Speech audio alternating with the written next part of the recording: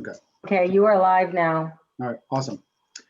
All right, we are ready. Everybody ready? All right, so good afternoon, good evening, everyone. Welcome to January 26th City Council meeting. Meeting is being recorded by video and audio in accordance with the state open meeting law, consistent with the governor's order suspending certain provisions under the open meeting law and banning gatherings of more than 10 people. This meeting will be conducted by remote participation.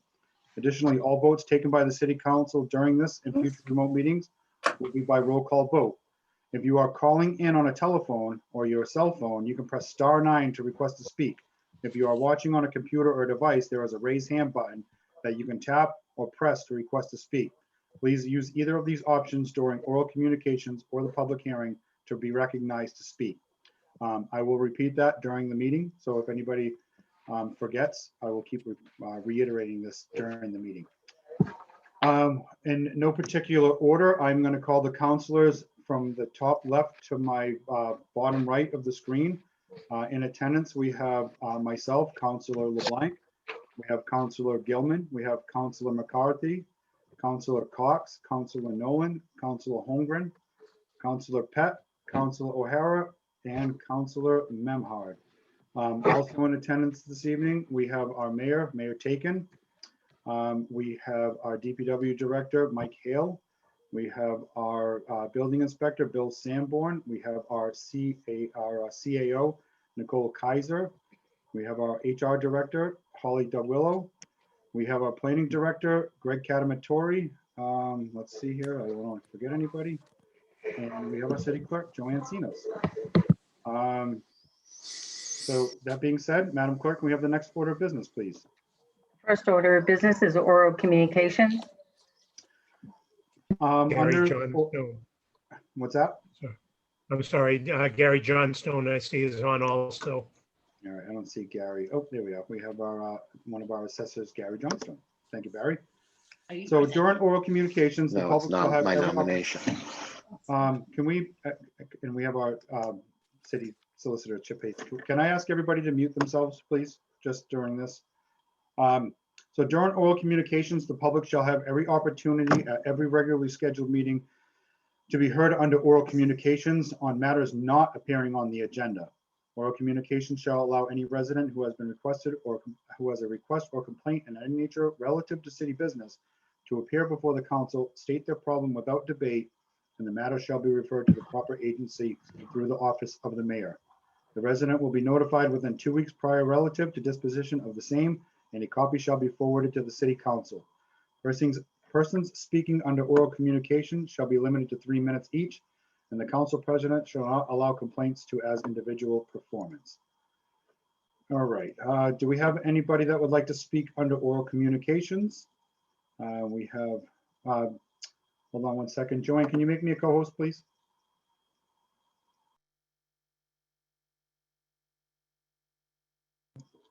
Joanne, can you make me a co-host? You're all set. All right, thank you. All right, we have oral communications. We have Ellen. Ellen, can you hear me? Yes, I can. All right, name and address for the record, please. Ellen Lehman, 16 Great Hill Road, Gloucester, Massachusetts. Thank you. Go right ahead. So I want to talk a little bit about the firing range, very short.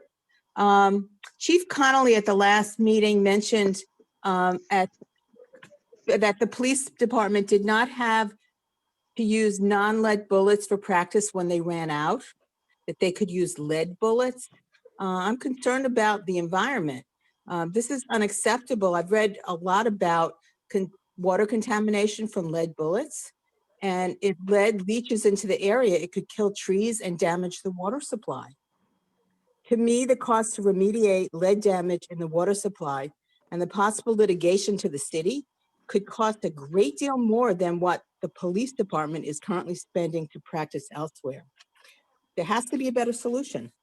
So that's my comment about that. I'm really concerned about polluting our water supply, which is so very, very important to the city. Thank you. Thank you, Ellen. Just a little point of information. We are going to have this back before Ordinance and Administration to review this. Thank you. All right, awesome. Thank you. All right, next we have Grant. Grant, can you hear me? Yes, I can. Steve, can you hear me okay? Yes, sir. Name and address for the record, please. Great, thank you. It's Grant Clark, 279 Concord Street. Go ahead. Thank you. I would like to speak briefly with respect to the firing range as well. I won't repeat the comments that I made during regular business at the last council meeting, but I just wanted to give you, the council, a sense of the community right now, and that is that the opposition to this in West Gloucester is extraordinarily strong, not only in numbers, but in intensity. And I hope that when you're considering this at ONA and at future meetings, you'll consider that. And I think you'll probably be hearing from a lot of people. But just to summarize, the notion of upwards of 75,000 rounds of mixed ammunition every year, potentially a total of 8 weeks of total usage during high season per the ordinance, depriving the community of a major recreational asset during those periods. Of course, the disturbance over a large area of West Gloucester, the noise issue, and the manner in which the revised ordinance was adopted back, I think, in April of last year, it really has led to a serious erosion of trust and confidence in West Gloucester. And we really do hope that you will look at all potential options here and seriously consider the opposition of the community. And I know you'll be hearing from a lot of my friends and neighbors, but thank you for your consideration of this. No problem, Grant. Thank you for reaching out. Appreciate it. All right, we have Ann. Ann, can you hear me? Yes, can you hear me?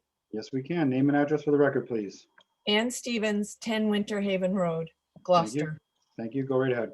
I wanted to speak about the firing range in West Gloucester also.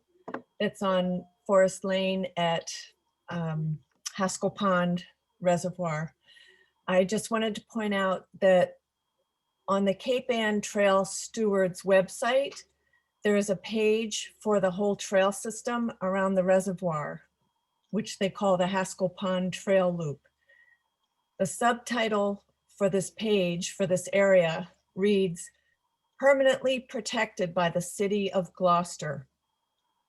And I just want to ask, is this protecting this watershed, the trail system, and the hundreds of outdoor enthusiasts who frequent this area all year long, to allow a firing range on the same property with so far no signage but 1 or 2 8x10 small printed notices and no perimeter barrier or warning for half of May, half of October, and every Wednesday in between? Thank you for listening to my question. Thank you, Ann. And we'll get an answer for you within the next couple of weeks from the mayor's office. Great, thank you. Thank you. Next, we have Jean. Jean, can you hear me? Jean?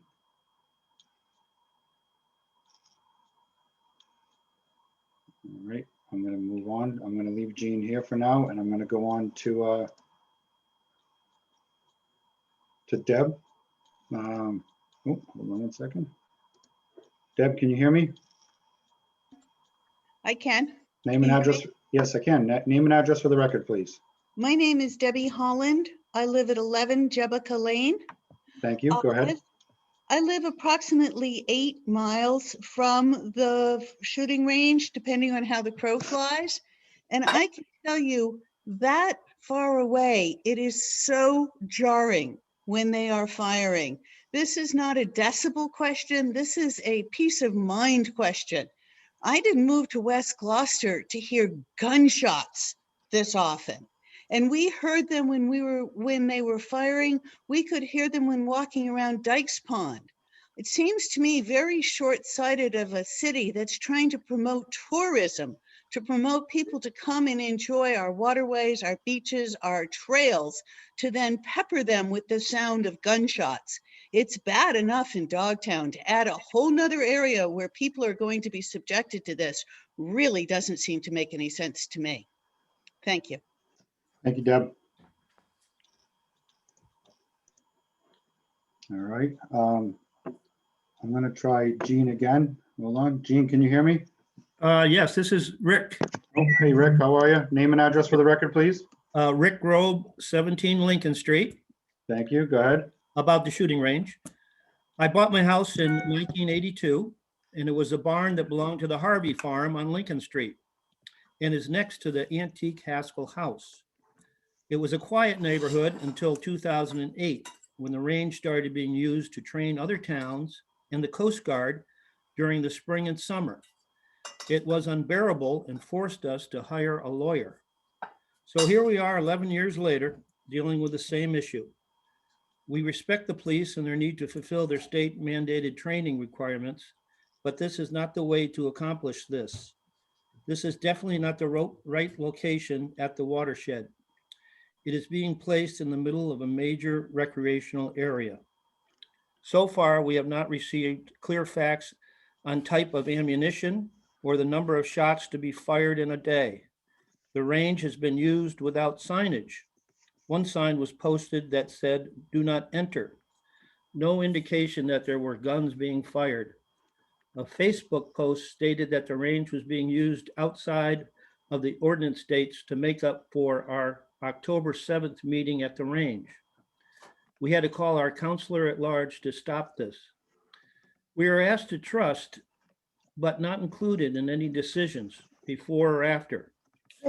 We were not represented in any way. Thank you. Thank you. All right, up next, we have Dennis. Dennis, can you hear me?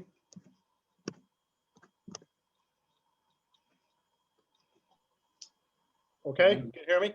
Yes, sir. Name and address for the record, please. Dennis McGurk, 283 Concord Street. Thank you. Go right ahead. Comment on the firing range and a few things in general. There's a pattern here. And the firing range is another example of the city not following its own procedures and not being honest and transparent. As my previous speaker said, the neighborhood's already gone through this, and all of a sudden they're going through it again. There's no consideration of safety. You get trails, you have people walking around. No consideration of the environment, and again, procedures and common sense. And you look at this, I just get the feeling that West Gloucester is being dumped on. I mentioned the word dump. You look at Marshall's farm stand, I mentioned this before, it is a dump. We already have one in West Gloucester. It's out of sight where it belongs, and it's only 1 mile from Marshall's. This site is not needed, it's illegal, it's an eyesore, and the city allows it to exist and grow. I've commented in the past on the cluster development. Thinking you can cram 12 houses on a beautiful piece of ledge sitting over a perennial stream and a vernal pond, how can you let that happen? We're a target for developers, where we seem to be the dumping ground for anything. The city doesn't seem to mind what goes on over here. So I don't feel the city is protecting the residents and the neighborhoods, and you're leaving it up to us, the residents, to spend enormous amounts of time and money to defend ourselves from the developers and from our own city. Hopefully, we're going to see the light and things will change. Thank you very much. Thank you, Dennis. Next, we have Marianne. Marianne, can you hear me? I can. Thank you, Steve. Name and address for the record, please. Yes, Mary Ann Albert Boucher, 93 Mount Pleasant Avenue. Last Wednesday, I attended the school public forum to give the public an update on everything that's been going on for the school project. I noticed prior to that meeting that there was on the calendar for the following evening, Traffic Commission agenda. It said traffic study Dora Whittier. It did not talk about the school. It didn't state whether it was school related or not. I attended both meetings, the public forum, and I asked the architects, I directed the question to the architects, whether it was related to the school project. One of the architects said that she didn't realize that the meeting was the next night, but assumed that it must have if it was on the agenda. She also stated that the Traffic Commission received the traffic study several months ago, and that they had not been having regular meetings during due to COVID. Well, the next night I attended the Traffic Commission meeting and I spoke with the Traffic Commission and found out that they received the study weeks ago on December 4th. I too am disappointed that where is the transparency? Where's the transparency in everything? Week after week, you see me here, I speak about it. I'm really disappointed. You are the people that voted on this. You have the final vote on what happened. And you didn't even have the Traffic Commission. No one had the Traffic Commission's input to this entire multi-million-dollar project. I'm really disappointed. I totally agree with all the people that have spoken before me in regards to the firing range. Where's the transparency? Where is this? It's supposed to be the people to the government, not the government to the people. I'm really disappointed. Thank you. Thank you, Mary Ann. And just for clarification, this was a citywide vote. This wasn't just a city council vote, and the people spoke and the people were heard. So this wasn't just a city council vote. So I just would like to correct you on that. This wasn't a city council vote. This was a vote of the people. Stephen, name and address for the record, please. Yes, Steve Noel, 567 Essex Ave. Thank you. Go ahead. And I purchased one of the old houses and back 3 years ago. And I think if you're familiar with the property, you could see that house was falling apart. But having really the desire to preserve history in the neighborhood and own a beautiful old home. I was told that, in the when we were signing that there used to be a gun range, but that was moved out 10 years ago and wouldn't happen again. And you can imagine my surprise when I started to hear shots. In past meetings, I know the chief has said that they would make every effort to notify people when there were off days of shooting. Last Wednesday, I heard shots and it wasn't an emergency. I wasn't going to call 911, but I did go to the Facebook page and put in a message asking about whether or not this was a designated day for shooting because it was a Wednesday. I got an automated response saying that it's not an emergency, call 911. They said they'll get back to me when they can. It's now been 7 days and I haven't even received so much as a response. So where are the notifications being sent for when there are off days shooting or just an acknowledgement of a response? And I think that distrust with the past chief is kind of giving everyone here caution about the current chief's intentions. And there's a lot of talk, but I'd really like to know where the notifications are for those scheduled shooting days. I couldn't find anything on the Facebook site. Thank you. Thank you, Stephen. Next, we have Diana. Diana, can you hear me? Yes. Name Can you and hear me? address- Yes, name and address for the record, please. Diana Clark, 279 Concord, Gloucester. Thank you. Go ahead. I would really hope that the city council looks again at the properties in Lexington and what's going on there. They are looking for towns to join them in the effort for shooting indoor and outdoor ranges. And I don't see why we can't do that or why we can't use the range that's above the police station. I just don't understand that. There is one sitting there. That's what I have to say. Thank you, Diana. Up next, we have Gitama. Hopefully I said that right. Can you hear me? Yes, I can. Can you hear me? Yes, we can. Name and address for the record, please. My name is Gitama Ann Kinigstein. I live at 18 Forest Lane. Thank you. Go ahead. So ironically, last Wednesday, I was walking to the dam at Haskell Pond, and I did look to see if there was any signage there, and I didn't see any. And I went to the pond, to the dam, and I was walking there, and all of a sudden I started to hear gunshots. And the gunshots were actually not coming from the shooting range. This is last Wednesday, which was previously mentioned. They were coming more in the direction of probably Essex or Manchester. But I walked there for a while, and when I left the gate that closes off the road to Haskell Pond and the reservoir.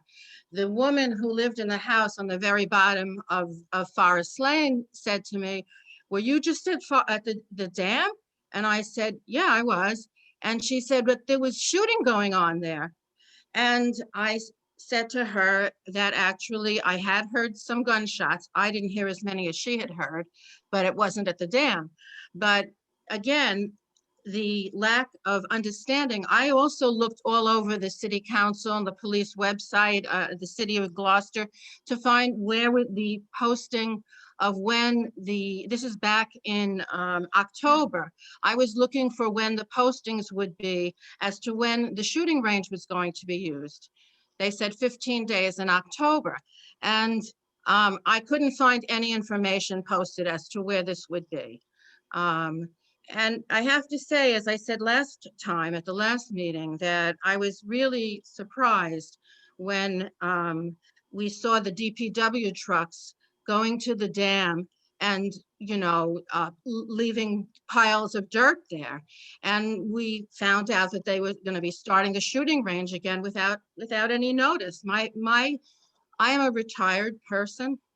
I'm home a lot, as are many of the other people who live in this area, including the people on, I could say all of the houses on Forest Lane, except for the young couple on the very bottom, are retired people.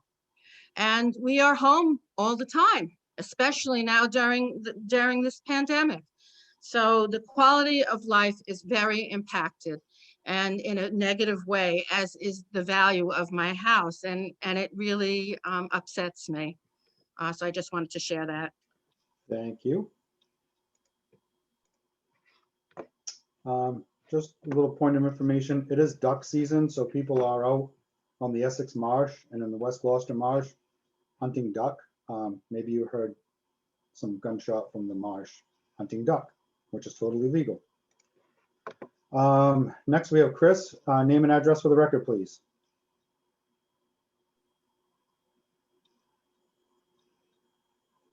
Chris Sabatowski, can you hear me?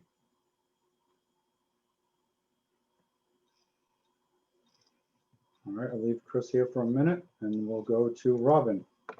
Robin, can you hear me?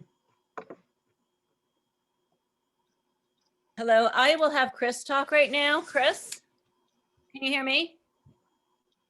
Hello? All right, Robin, I'm running the meeting, so you're on the floor right now. So if you'd like to speak, now's your time. Okay, my Go husband ahead. Chris is here and available though.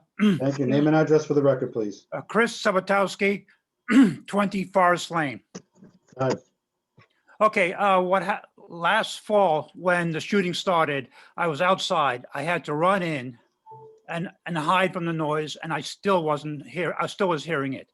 I had a fantasy that I would get a sound truck and stream in front of the houses and offices of the elected officials who basically put this upon us. I really realized that, one, is a fantasy. Two, that they would probably call the police. That is much more defense than the residents of West Gloucester have. Besides this, we have the other issues of pollution, of loss and degradation of recreation ground, and loss of home values. And if I sound bitter, I apologize, but I am. Thank you. Thank you for your time and attention. Thank you, Chris. Robin, would you like to speak? Hello, Go ahead. Name and address for the record, please. Robin Hosking, 20 Forest Lane. Go ahead. Does anyone of the city council live around us, live in West Gloucester? Do you? Because how would you like to listen to what sounds like machine guns constantly. It's over 74,000 rounds of bullets. Okay? If you even watch a firing range with someone being killed and listen to the sound of that, that is what it's like. It's alarming. It's disgusting. The woods in West Gloucester that I live near are used by citizens from Magnolia, from all over the place. And yes, okay, you know what I always say? There's the easy way. The easy way, Chief Conley used the right down the street. That's beautiful area. That's the easy way. There's the easy way and there's the right way. Please do the right way. Thank you. Thank you, Robin. All right, was there anybody else who'd like to speak? Ann, can you hear me? Name and address for the record, please. Oh, I'm sorry, Amy, Oh, thank you. Amy Thank you. Donnelly, 9 Yeah. Sumner Street. go ahead. So I am also speaking on with concerns about the shooting range, but I do want to thank the council for revisiting this issue and revisiting the ordinance. I had spoke at the last meeting and had huge concerns about both the safety and the noise. And then after listening to the question and answer session that you had with the chief, my concerns about the lead rose exponentially when he spoke of the number of shots and rounds that would be fired, and he said he would not stop training if they could not find lead-free bullets. So the ordinance has no protections for our backup watershed, our water supply for the city of Gloucester. And we all know what lead in a water supply for a city can do. And the levels of lead that will harm a child are very low. And that is usually fairly irreversible. So that conversation brought lead to the forefront of my concerns, equal with noise and safety. So thank you for revisiting this ordinance. And as the last speaker said, I'm reminded of the expression, fast, cheap, good, pick two. Let's not let Gloucester be the fast, cheap choice. Let's look for the good choice here. Thank you. Thank you, Amy. Let's see, we have Ben, can you hear me? Yes, I can hear you. Thank you. Name and address for the record, please. Ben Wildrick, 46 Sumner Street. I've been hiking and biking the woods around Forest Street for 15 years. And I have noticed in the past year since the pandemic that the number of families with children and dogs has increased exponentially. And the fact that this site is being considered for a firing range makes absolutely no sense to me, because if those numbers had been studied, if data had been collected about community use of this area, it'd be obvious that an alternative would be a better solution. I agree with everything that's been said by my neighbors, and I'm deeply, deeply concerned by this. Thank you for your time. Thank you, Ben. Is there anybody else that would like to speak on the oral communications? Seeing none, I'd like to request through the mayor at this point. We have Gary Johnstone with us this evening. He's the assessor's office. Through the mayor, Gary, can we get assessments on some of the houses that are around the Cape Ann Sportsman's Club, like Reservoir Road and Cherry Street? And I'm curious to see their valuations as being so close to the gun range. Can you provide that information for our next ordinance administration, please? Because we've heard quite a bit this evening about the valuations of the house being next to the gun range. And I know the Cape Ann Sportsman's Club is in a tight-knit neighborhood. And I'm curious to see what the valuations of these homes that are direct abutters to the Sportsman's Club is. So through the mayor, I'd like that information at the next request. Madam Clerk, can I have the next order of business, Counselor? please? Yes. Council President, can we also get an evaluation of the downtown properties that have to deal with the train horn every single day, every hour? Granted, it's not happening right now, but to also see if that is effective to the noise, if their evaluations are lower because of it. And I think every neighborhood has its own problem area. If any other counselors know of any that are problematic that could cause a dip in home value, if you could also piggyback on this. Thank you. Thank you. If you had already spoken during oral communications, we can't let you speak again. I'm sorry. You guys, everybody that spoke was just about up to their 3 minutes. So Stephen, I know you got your hand up to speak again, but you've already spoken once. Just so you guys know, I live with less than a quarter of a mile from the Sportsman's Club, where they're allowed to shoot every single day, and it's not that loud. I don't hear it hardly ever. But anyway, we're not going to go down that road this evening. I'm just, Madam Clerk, can we have the next order of business, please?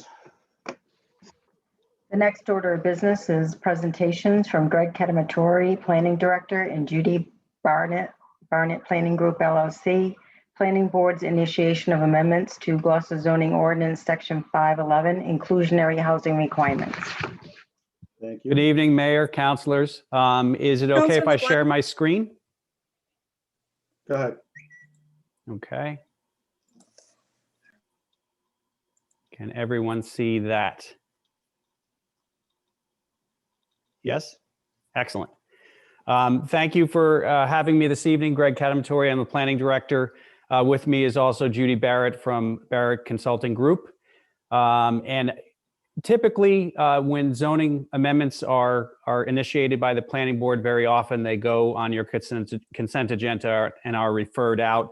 And in your packet, you should have received a memo from the Planning Board, a initiation memo from the Planning Board, as well as a proposed amendment to Section 511, the inclusionary housing ordinance.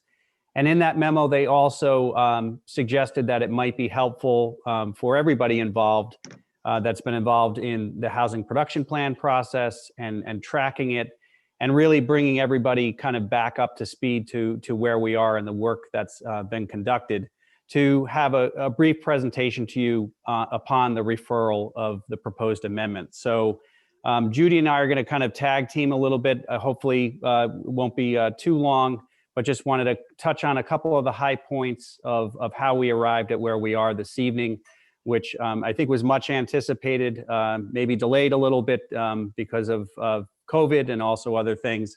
But we're very happy to kind of be here this evening. And I think the Planning Board was very pleased to start this process of really starting to adjust housing policy in Gloucester to really try to meet the needs of the community that were identified. And there's my slides not advancing. So quickly, I'll overview some of that work that's brought us to date, which includes the housing production plan, as well as a key thing that kind of put us over the top to kind of start moving on things, which is working with Judy Barrett with a technical assistance grant from Mass Housing called Planning for Housing Production. Talk a little bit, kind of a refresher on the housing production plan goals, a little bit about the scope specifically we have Judy working on with us, and then touch on, I think, a couple of important things for everybody to kind of go into this with eyes wide open about affordability, what that means, and for who. And then I will hand it off to Judy if there's time, because I know she has another public hearing this evening as well, to talk a little bit about some of the other efforts that will be coming forward. The Planning Board thought it was important that each of these potential policies and amendments go forward on their own, because they obviously require their own public hearing. They are very varied in what they will accomplish under the umbrella of increasing housing in general and also affordable housing. But also wanted you to understand this first amendment was really the priority of the board to move forward with.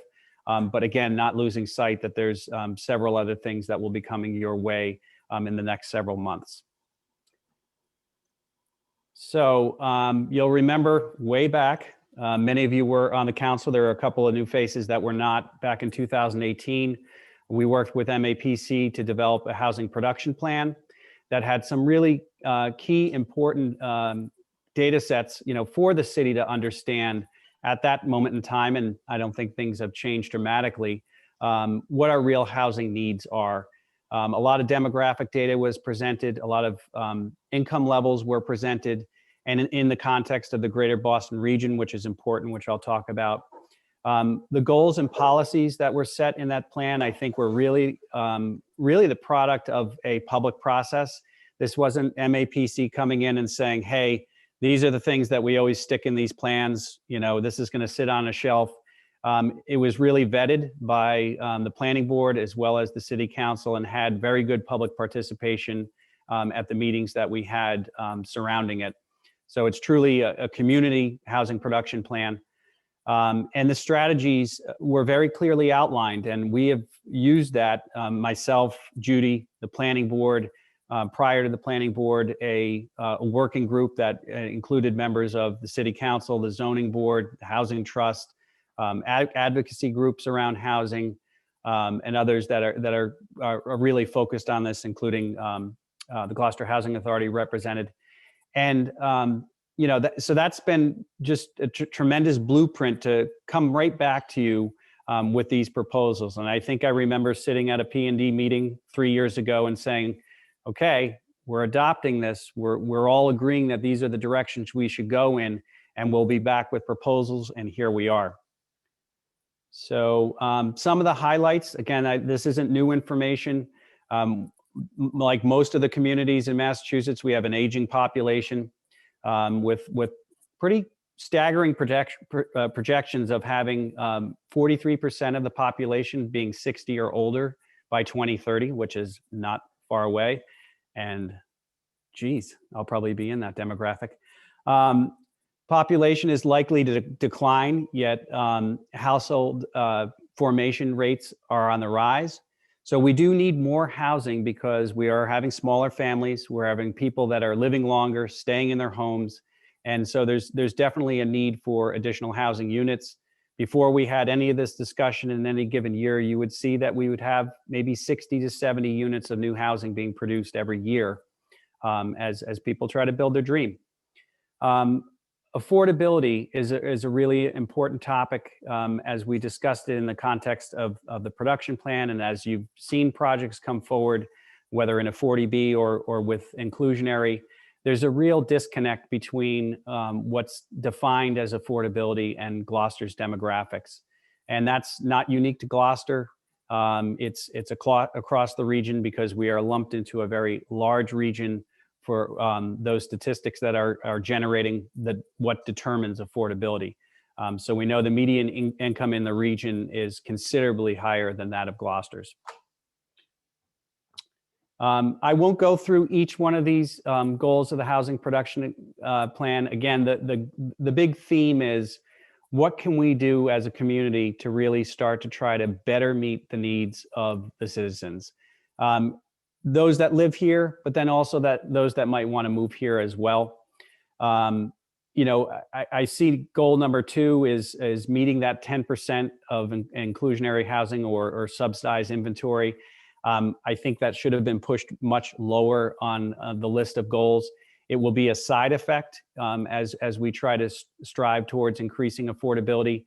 But again, it's really trying to think about the now and what we can do in the short and long term to provide for people that are here now.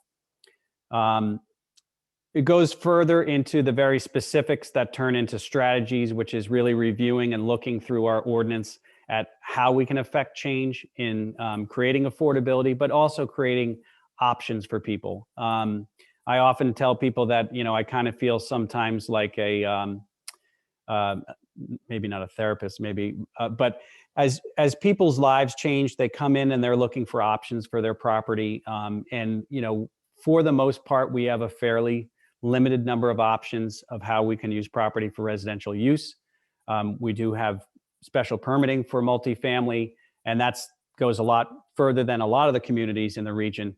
But there are other things that we can be doing to work with our existing housing stock and really kind of tell also the development community what we want to see. So enough of the housing production plan goals. I think you know those. So specifically, we partnered with Judy Barrett and this technical assistance grant from Mass Housing to specifically look at our inclusionary ordinance, which is the focus of the current proposal before you to refer. Look at the potential barriers to accessory dwelling units. As you know, we have a in-law apartment ordinance right now, and that could really create a lot of options for people moving forward if we consider accessory dwelling units. Really try to simplify how we permit two-family is another topic.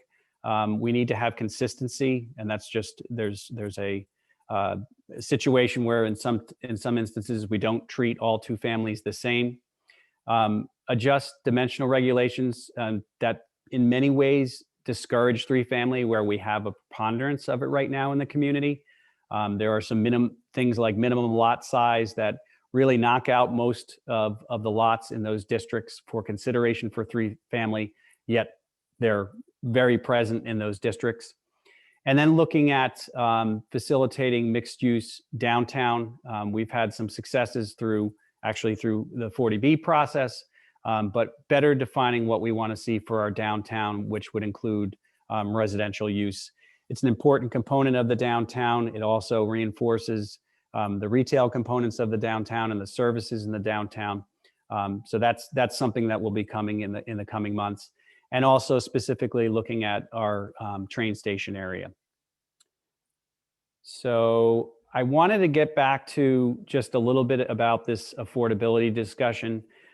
We are lumped into, along with about 110 communities, into a metropolitan statistical area by HUD. And that defines affordability for us in the eyes of the federal government as well as the eyes of the state, and which is also tied to the 40B process. So you can see right now, the area median income for that 110 communities is around $119,000. And currently it's about 65 in Gloucester. So we're basically using formulas based on that 119 that are really creating a kind of disparity between what people locally feel would be affordable and what the state sees as affordable. And this next table has, what those income limits are. Again, that 80% is also adjusted for household size. So you see that when a unit comes online as affordable under the 40B process, or potentially under other programs through the CDBG program, the maximum household income for an individual is $67,400, which is above our median income for the community. So that's the tale of how do we start to really better define what affordability is in Gloucester, and how do we create units that will start satisfying that need. And below, there's a table of the rents that would be the result of those income levels of what would be available for a studio, a 1-bedroom, a 2-bedroom, and those are the rates, and they're very high. And I think while there's been permitting processes that have introduced units like this, members of the public, members of boards have said, this doesn't seem like it makes any sense. These rents are too high. I thought it was also important, I think, because we've had so much discussion about affordability and who it's for. Excuse me, could you please? Sorry, I'm in my kitchen. I think it was important also for people to recognize, who these people are that definition of affordability is creating housing for. And so these are statistics from the Bureau or from the Bureau of Labor Statistics for Massachusetts. And each one of these categories of jobs have median income levels that completely, equate with that affordability level of $67,000 or the 80% AMI. So I think we all know people that have these jobs. Some of us might have these jobs. It may be younger people that are starting out. And again, remember, these are median levels. So there are people in these career paths that make less, make more. But I want to be very clear that when we're talking about affordable housing, we're talking about our friends, neighbors, family members, and maybe someone that's retired from a career and has started a second career in a job maybe that is not their initial calling, and they're in these income levels. So it's important that we continue to find housing for people with this need. And then I thought I would just talk a little bit about what we already have and what we've accomplished, not only in recent history, but also from projects past. We currently have 105 or so deed restricted units, with another 60 coming on in the next year with recent developments, and actually even over 100 based on some recent permitting. And that brings us at about 7.57%. Again, not at that 10%. And while it's something that we will continually track, it's important that, again, we're starting to satisfy the local need. I thought it would also be helpful just quickly to see, what's under construction and in development in the quote affordable area. We have the Halyard Apartments that are going to be starting to have tenants in the next month or two. That's 30 units at 80% AMI. Again, that first table of income levels starting at around $67,000 for an individual. Harbor Village with 30 units has deeper affordability at 60% and 30%.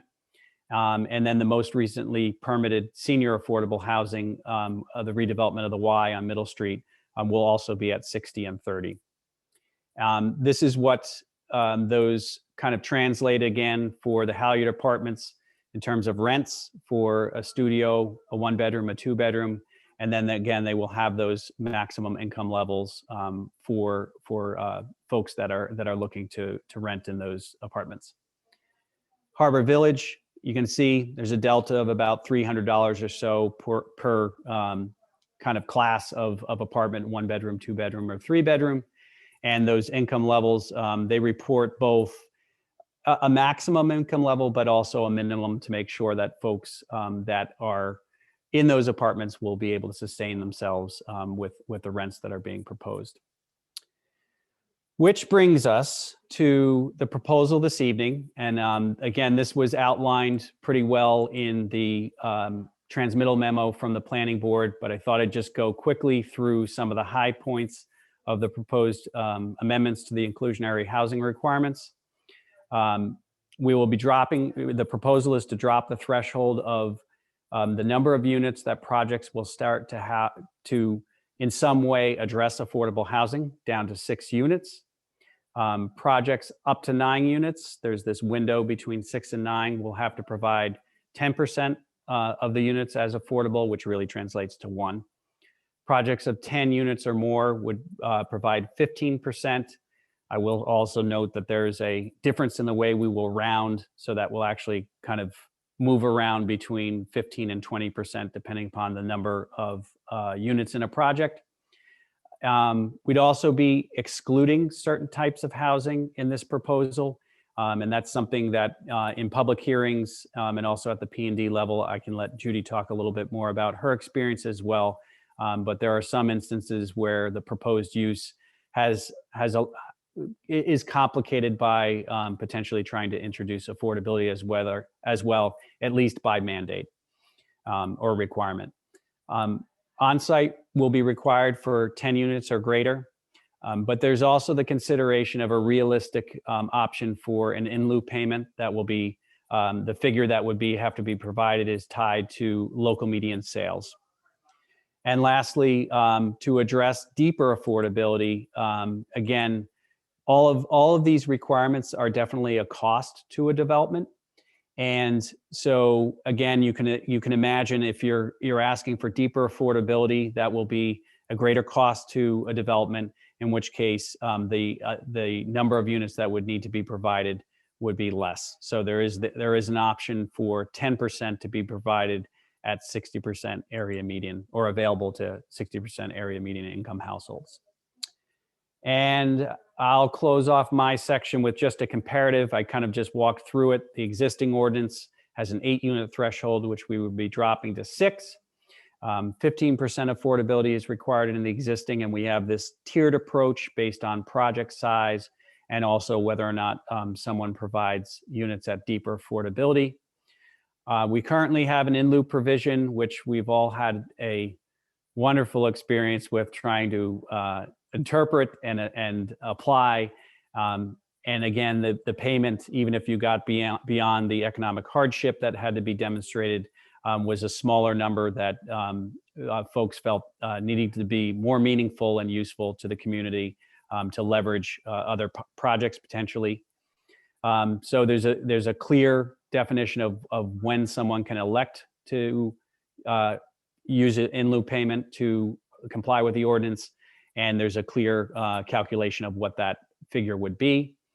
The existing ordinance is for all residential housing types, and there would be some exclusions for specific uses. And there's also a great expansion of definitions.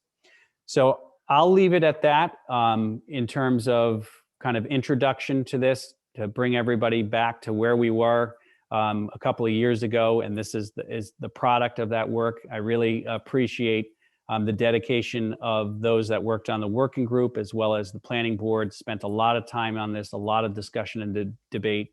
It will go through the process upon your referral. And then I thought I would hand it over to Judy to just talk a little bit about the other efforts and her work with the city so far, if she's still on. And I think she has about 8 minutes. She is, Greg. Thank you. I Judy? do. I have 7 minutes, but we'll make the best we can of this time. Thank you. Go That was ahead. a great introduction, Greg. I have to tell you, I have thoroughly enjoyed working with the city on this. A lot of times I get called in to work with communities on affordable housing when everybody's mad at each other. And so it was really nice to come into a project where the city actually had a sense of what it wanted to do, and it had a new housing production plan that kind of laid out a course of action that that in some ways made this project, both delightful and in a lot of ways much easier.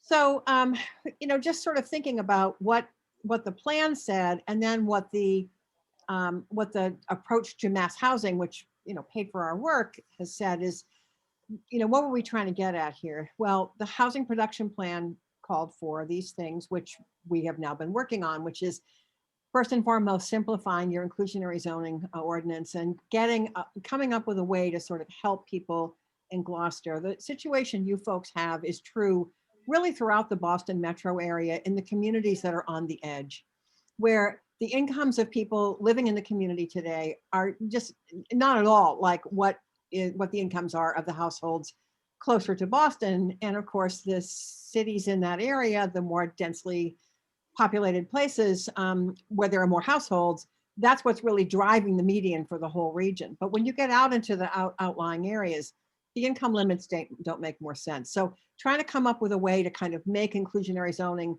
not only work for Chapter 40B purposes, but also for you, was an important point in the HPP. Reducing barriers to accessory dwelling units. You're probably aware there's been a statewide conversation going on about ADUs, so-called, for quite a while now. They're specifically addressed in the new economic development bill that Governor Baker signed as well. So the city's been kind of cutting edge on this. We have worked on some proposals to make ADUs simpler to do, at the same time also building in some design standards to make sure they fit within the existing neighborhoods. Cleaning up the table of uses for two-family dwellings. Your zoning ordinance has an interesting approach to regulating two-family dwellings, and it could be so much easier. So one of the proposals you'll eventually see will be around kind of cleaning all that up. Adjusting the dimensional regulations in your zonings that have the effect of discouraging three-family housing in the higher density districts where really you already have it. And it would make sense to kind of, from a smart growth perspective, to encourage more of that in those neighborhoods. Downtown zoning, of course, facilitating mixed use buildings with upper story residential, and then mixed use density around the train. Again, the new economic development bill, I think, is going to make it easier for communities like yours to think about how you want to deal with the train station area and have some zoning that will actually work. So that's kind of what's going to be rolling out. Next slide, Greg. Oh, sorry. Well, that's all right. Focusing on creating additional housing from the existing stock. Anything you can do to think about how you can reuse what you already have, repurpose what you have, and intensify in those areas makes a lot of sense. so for the ADUs in particular, which inherently rely on existing stock, the proposal you're eventually going to see talks about allowing them as of right. Owner occupied, of course, the buildings must be. There would be a minimum rental period of 30 days, and this is to address a concern that often comes up around whether ADUs will be essentially used as short-term rental units. There will be a landscape buffer in the zoning along the lot line closest to the driveway so that neighbors don't end up essentially with parking right up against the lot line. There'll have to be a dedicated landscape buffer to kind of define the lot line and sort of protect the neighborhood from the additional or neighbors, closest to the property from additional activity. There will be design details left to the planning board in the form of a guidance document, because you really don't want to burden your zoning with a lot of stuff that 6 months later you may want to tweak a little bit and you don't want to have to go back and change the zoning. So the zoning would allow the planning board to essentially adopt some design guidelines and lay all of that out in what we call a guidance document. There would be a limit, of course, of 1 ADU per lot, and standards to be met for what we call detached ADUs, which are sometimes thought of as cottages, but they're accessory dwellings in a building separate from the single family home.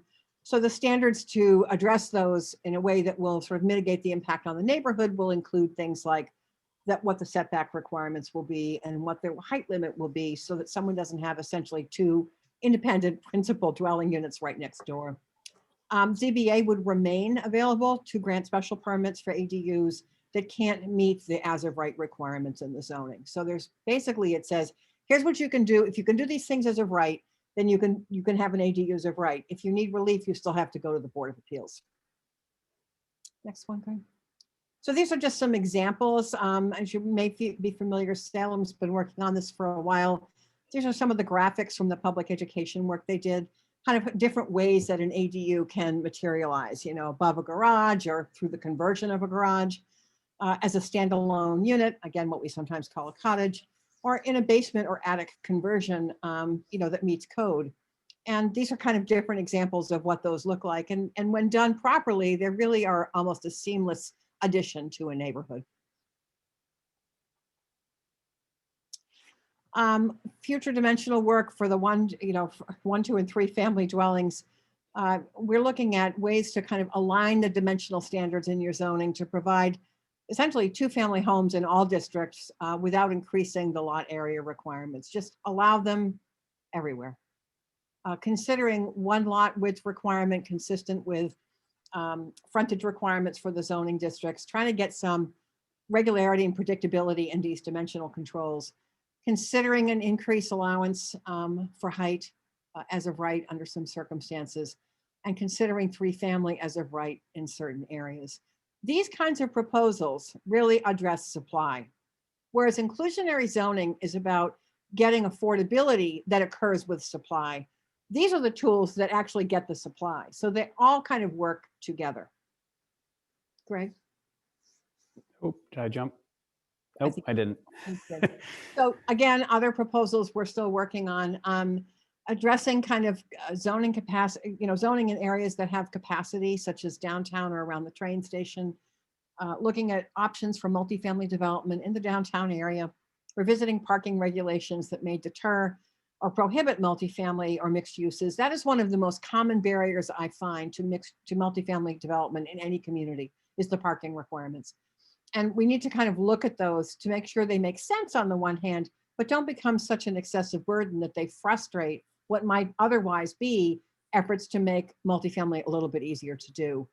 And then transit-oriented development, so-called, meaning development kind of accessible to the train station, very close by. We need to kind of be providing zoning that sort of defines, well, what would the boundaries of that be? What would that look like?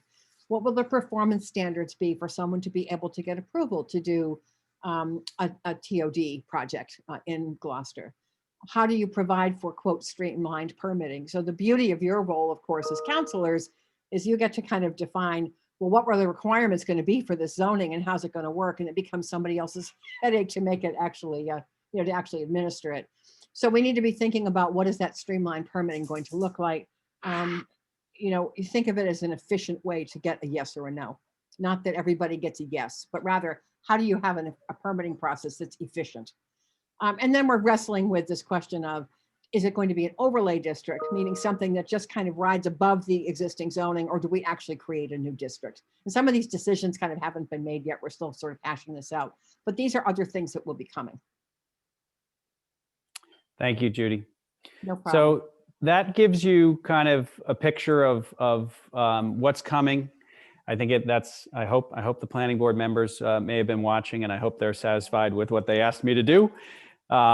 And just to give you a sense of next steps upon your referral, we will advertise for a planning board public hearing on the revision to section 511 on the 18th of February. And I discussed briefly with Joanne looking at dates. Again, that's for you to determine. If it takes more than one session of the planning board, we'll work with the standing committee and then return to the city council for a public hearing. And again, the intention or thought is that planning board members thought it would make sense to, conduct their hearing on this and start to queue up another proposal kind of in its wake. So this spring will be about housing policy, regardless of how the disposition of the proposals. That will be a focus. I think it's a great opportunity and time to do it. Again, the priority on the inclusionary was really because we are continuing to see projects. This is a market that people do want to develop in. People want to move here. People want to move within Gloucester.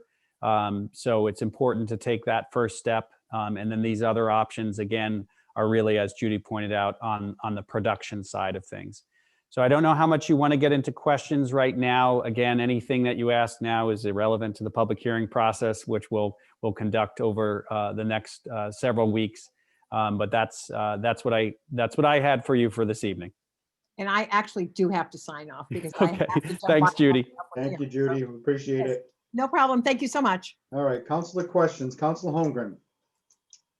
Yes. Hi. Thank you. Thank you, Greg, and thanks to Judy. I'm sorry she had to sign off. I'm so thrilled that this is finally coming to fruition. This has been a really long process. I'm privileged to have been part of it, and I'm not going to bore you by bending your ears, but just thank you all very much. And I did have one question, which I think Judy hit on, and she may have answered it already. Governor Baker did sign the economic development bill with the Housing Choice Act elements in it. But it sounds like she thinks we're sort of in lockstep with that already. When we start to sink our teeth into this in P&D, are we going to need to consider any elements of that bill when we adopt these changes, or when we hopefully adopt these changes, Greg? So I was actually going to suggest that maybe on your next agenda, or maybe a couple from now, to really focus a little of attention, maybe with a brief presentation on that, or maybe it's something that will be provided for information to the council. What was passed a couple of weeks ago does have very broad implications for all the communities in Massachusetts. It is the first time, I think, in 30 plus years that 40A has actually been amended. It was interesting for that to actually happen within the economic development bill. It was not the full suite of proposals that have been out there for the better part of 10 years and worked on as zoning reform around housing.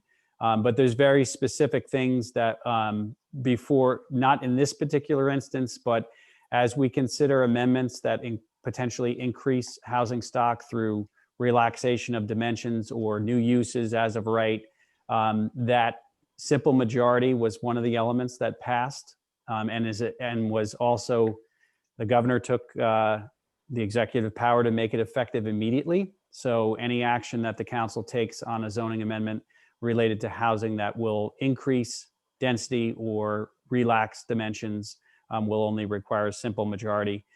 There are other provisions around train stations, and because we have them, not all communities are affected. So that's something that we'll have to be looking at fairly carefully. There are ties to grant programs if we don't take certain actions. So we're having discussions around that already. So I think in a lot of ways we're already aligned, but the devil is in the details. But so there's definitely several provisions that we'll have to update the council on. Thank you, Greg. Anything else, Jen? All set? Counselor Cox? Thank you. First of all, I just want to say thank you, Craig, for doing the presentation. And Judy, it was amazing. Great. Really want to extend my gratitude to Counselor Holmgren from being on this. I know it's very time consuming. So you did a beautiful job. It was wonderful. Super excited about having all of this. Greg and I have been working together for 10 years now.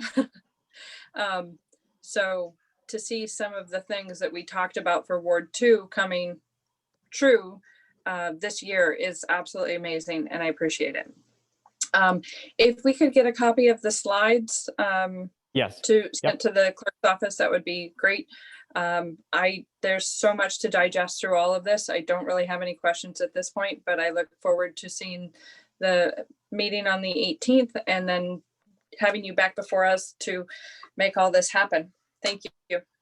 Thank you, Melissa. Counselor Gilman? Thank you. Echo what Councilor Cox just said.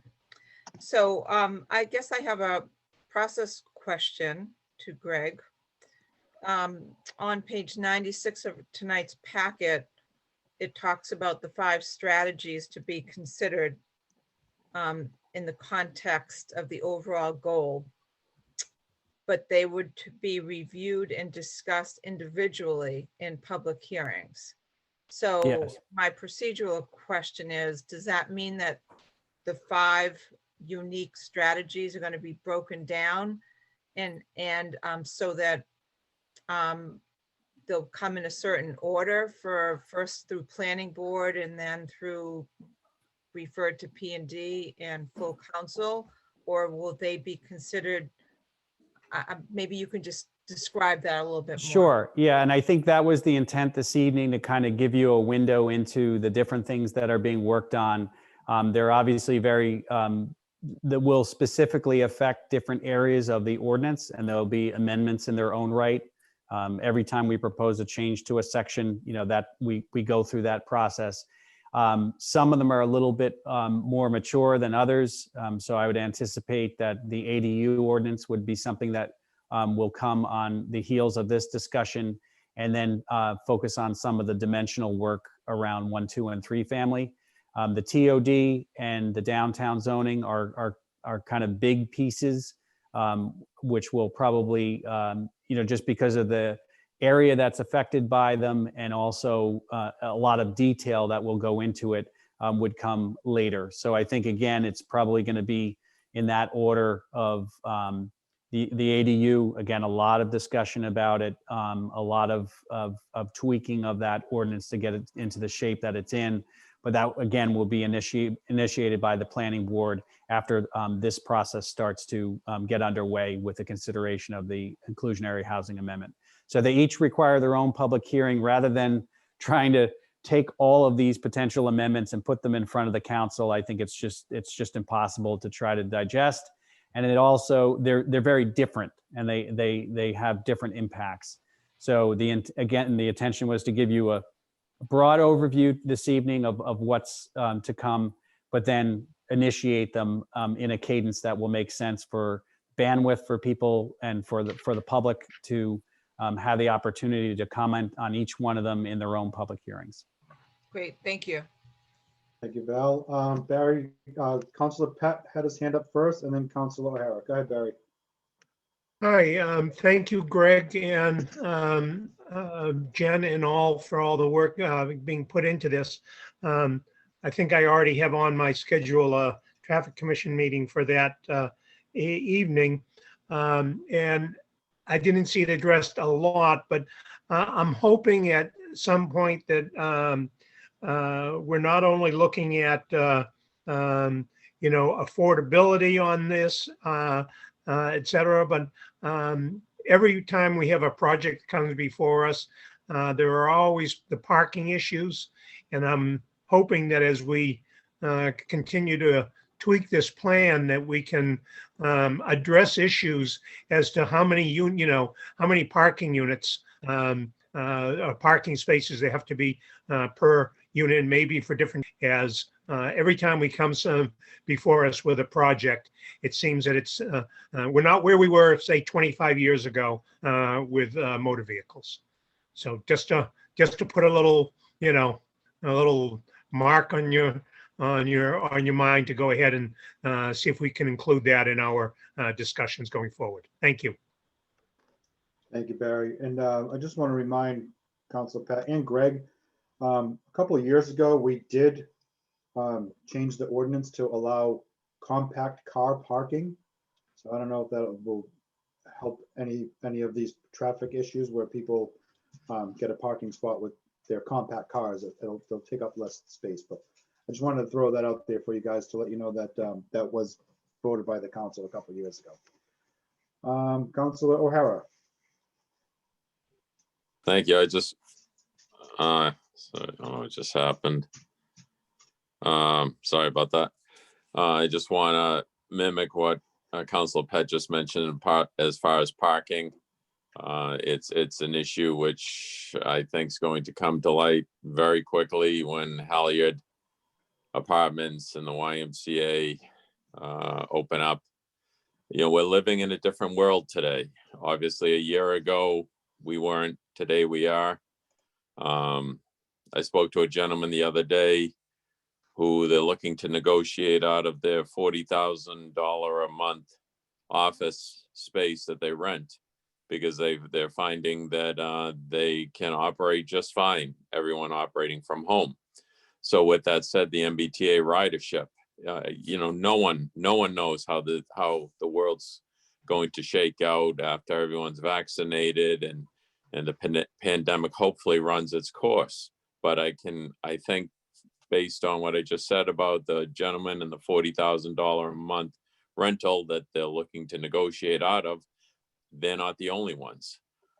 So how's that going to impact people working from home? So I think we're similar to everything. We're going to have to be looking at potential changes and keep our eyes wide open and just listening and trying to adapt as things do change. But I think Councilor Pett and the parking is a huge issue. We look downtown and people are adding apartment here and there, and the parking's always an issue. We throw a foot of snow into it, and parking is even more of an issue. So I think that's probably one of the foremost. The natural resources of water, making sure we have enough water to accommodate the addition of housing. I think this is a problem or an issue which we have to look at all the factors that play into it. I appreciate everyone's time. Thank you, Greg. Thank you. Thank you, Jamie. Councilor Nolan. Greg, Jody, great job tonight. I know Jody's not here to hear this.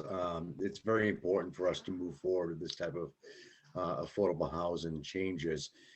There are a few things that were brought up, parking, which I totally understand. One of the other things you mentioned, barriers, and I just want to touch upon that. We're not talking about conservational barriers. We're not going to be building on wetlands or trying to exceed state guidelines or anything like that. This is going to be something that's done within the happiness of everybody for conservation and riverfront access and stuff like that, and just trying to find the best use of property to make it accessible. Thank you, Sean. Any other councilor questions? Hold on, Val, before I want to make sure everybody else got around first. Seeing none, go ahead, Councilor Gilman. Thank you, Counselor. So one of the things that continues to annoy me, and I know everyone in the community feels similarly, is when we talk about the area median income of the metropolitan rate. Greg, you had said that it's 119K versus 65K. And then when we start talking about that 80%, it just creates a like, oh my God, it just doesn't seem like it's fitting right with the metropolitan rate. So my question, I've asked this before, but what can we do to lobby this more with our legislators possibly? So this could be changed at the state level, because it just seems like we're all struggling with the same issue over and over again. And there's got to be some way that we can escalate this, because the other 100 communities that you said are, you know, in a similar situation than us, there are probably some that are more adversely affected than us, and we should be able to do something to make it right. So you don't have to answer it now, but it's just one of those nagging issues that really creates a lot of angst. And I'd love to see what we could do to take a leadership role, maybe do a resolution and send it to some of those other 100 communities and say, let's join together and work with our, you know, Ann Margaret and Bruce and try to get this heard. So I can tell you that I actually raised this issue just last week at the North Shore Task Force, which is 15 communities on the North Shore sub-region of MAPC. And we're working on our work plan for the next year. And I raised this issue of, you know, does anyone else think that this is something we should try to tackle? And it's actually at the federal level. It is Housing and Urban Development that sets those statistics. But I think it's another important route to consider. You know, we're kind of fighting those numbers in some ways in how we're trying to address things. And there are communities in Massachusetts that have their own income levels that define affordability for their community. And there are some, you know, broken down smaller regions. It's a very, you know, heterogeneous group of communities. And as Judy has pointed out, for a community that's almost half the median income, it just doesn't make any sense. Anything else? thank you. It's good to hear that you've been discussing it with your colleagues. Appreciate it. Thank you, Val. Any other councilor questions? All right, seeing none. Greg, thank you. Appreciate it. Judy, also. Thank you very much. Good work, and feel free to join us anytime. Okay, thank you. Thank you. All right, Madam Clerk, next order of business, please. The next order of business is confirmation of new appointments. All right, Councilor Nolan has asked me to read the motions, so I'm going to read the motions.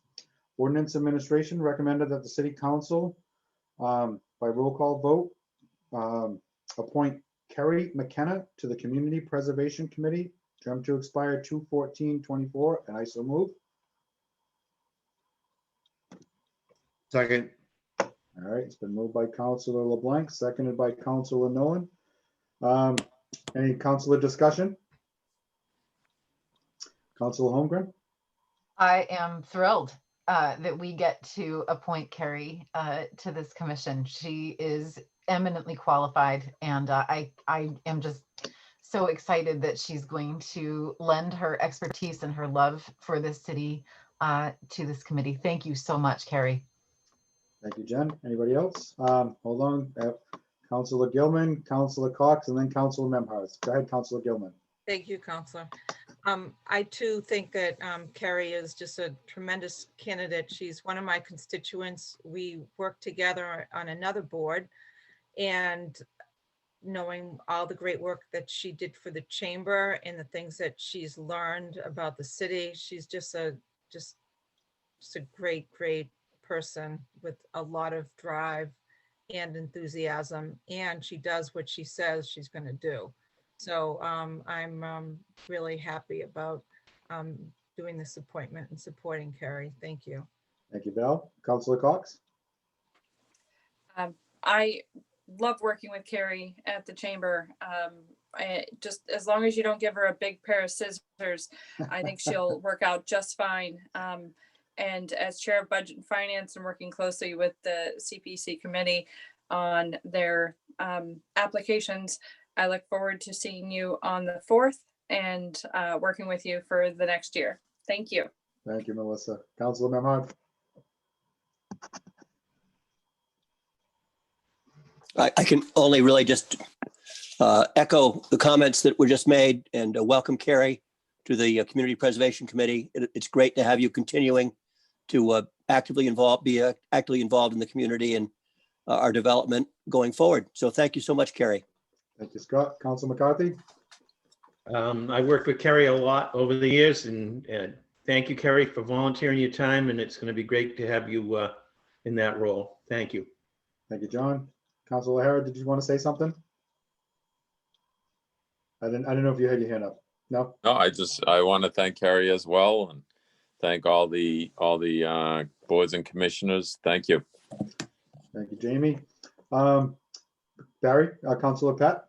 Yep, just again, thanking and echoing everyone else's words for working with Kerry. I got to disagree with Councilor Cox. I think when we actually get back to real live City Hall council meetings, that we should invite Kerry to come with her pair of scissors, and we should cut the ribbon again to start our live meetings. All right, thank you, Barry. I agree. There's nobody else I would trust more with a big pair of scissors than Kerry. All right, that being said, I will call for the roll call vote. Councilor Gilman, Yes. Councilor Holmgren, Yes. Councilor LeBlanc, yes. Councilor McCarthy, Yes. Councilor Memhard, Yes, and thanks. Councilor Nolan, Of course. Councilor O'Hara, Yes. Councilor Pett, Yes, and thank you for continuing, Kerry. and Councilor Cox. A definite big yes from me. All right, awesome. Thank you, folks. A motion passes on a roll call vote of 9 in favor, 0 opposed. Thank you, Kerry. And if there's anything you need from the council or the mayor's office, feel free to reach out and we'll help you with the Community Preservation Committee. All right. Next order of business is ordinance administration voted unanimously to recommend that the city council appoint Karen Korteski, fulfilling the unexpired term to the Gloucester Cultural Council, term to expire 2/14/22. Karen, how are you? I'm great. How are you? Doing well. As you know, the city council knows Kerry very well, so I didn't ask her to introduce herself or tell us a little bit about them, but could you tell us a little bit about yourself, please? Sure. So good evening, everybody. I'm new to the Gloucester area, relatively new. I came here in 2019. I previously lived in Arlington, Mass. And when I was in Arlington, I ran a private art studio where I taught lessons to children. I worked as the director as the Arlington Youth and Health Safety Coalition. I directed the Arlington Center for the Arts. So my career has been built on education and promoting the arts with young people. Also in Arlington, I served on the Cultural Council there for 2 terms. And received 3 grants for my public art projects. So here in Gloucester, I've been very excited to get involved in the community and help in any way I can. And I thought this would be a great opportunity. So thank you. Thank you, Karen. So previously I moved a motion. Did I get a second? I don't think I did. Second. All right, moved by Second. Councilor LeBlanc, seconded by Councilor Nolan. I just wanted to make sure that we, don't remember if we got a second or not. All right, any councilor discussion? All right, Councilor Holmgren. Thank you, Karen, for serving. And I'm very excited to see what you do here. Oh, thank you. Yeah. And I know my last name is a little tricky, but it's pronounced Koretsky. Koretsky, I'm sorry. Yeah. Appreciate It doesn't bother me, just thought I'd throw that out there. No, I get it all the time. LeBlanc, I don't know. I don't know what to call myself sometimes, so I appreciate the correction. No we'll problem. make sure we pronounce it. Councilor Cox. Thank you very much for stepping up to serve on this council. We welcome you to the city and we look forward to working with you. We look forward to actually meeting people in person sooner or later, hopefully. Exactly. Me too. Thank you. Anybody else?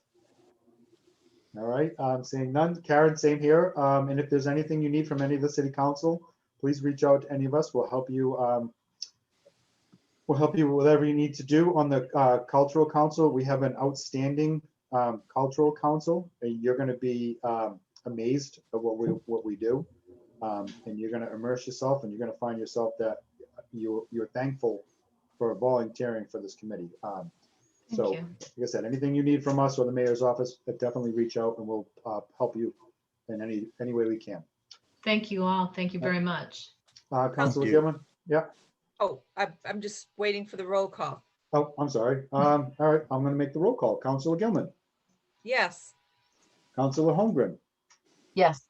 Councilor LeBlanc, yes. Councilor McCarthy, Yes. Councilor Memhard, Welcome and yes. Councilor Nolan, Welcome and absolutely. Councilor O'Hara, Yes.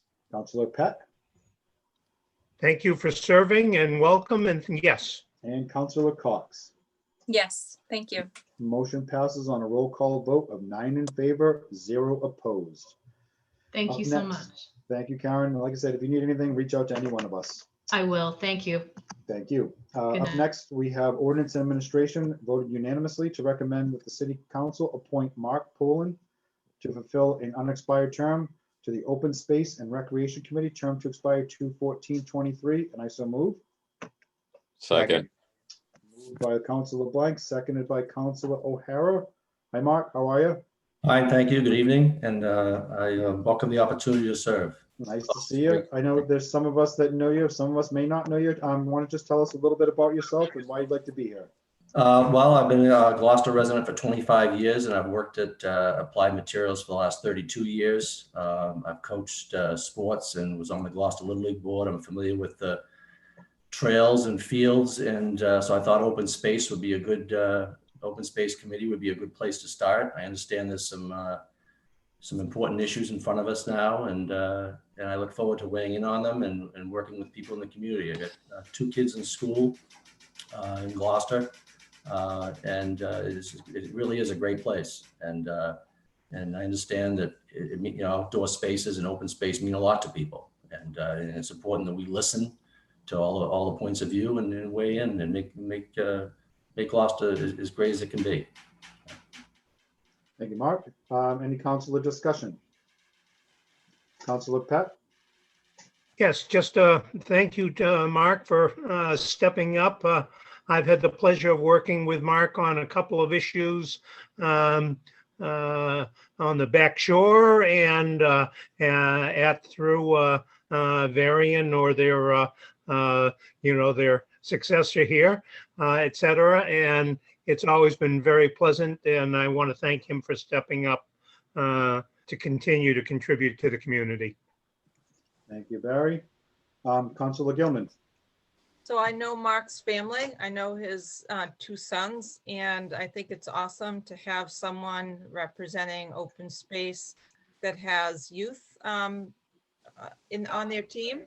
And I think it just brings a really good perspective. And like Councilor Pett, I've worked with Mark on several business issues, and he's easy to work with. He also works in the olden days when we were going to the gym. He's a member of my gym, so we would always say hello to each other on the equipment, but that's a thing of the past now. But anyway, I will be supporting him, and thank you, Mark, for putting your name in the hat. Appreciate it. Thank you, Val. You don't want to date yourself with the olden days. Don't ever use that term again. Well, this Just so you know. pandemic just is not ending, so I'm just I'm missing the gym. I hear you. Any other councilor discussion? All right, seeing none. Mark, thank you for serving. I explained earlier at O&A last week that it's the volunteers that do these boards, commissions, and committees that help, not only the city council, but the mayor's office. And we appreciate you stepping up. And if there's anything that the council or the mayor's office can help guide you, feel free to ask. We're always here for you. All right, seeing that, I will call for the roll call. Councilor Gilman?